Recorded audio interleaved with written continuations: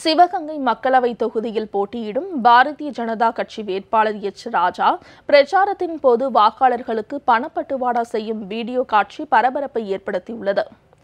சிவகங்கை மக்களவை தொகுதியில் போட்டியிடும் பாரதிய ஜனதா வேட்பாளர் எச் ராஜா காரைக்குடியில் பிரச்சாரத்தின் போது ஆரத்தி எடுத்து வாக்காளர்களுக்கு பணப்பட்டுவாடா செய்யும் வீடியோ காட்சி சமூக வலைதளங்களில் வெளியாகி பரபரப்பை ஏற்படுத்தியுள்ளது. தேர்தல் ஆணையம் பாரதிய ஜனதா கட்சியின் கைப்பாவையாக செயல்படுகிறது என்ற எதிர்க்கட்சிகளின் குற்றச்சாட்டை இந்த நிகழ்வு நிரூபிக்கிறது.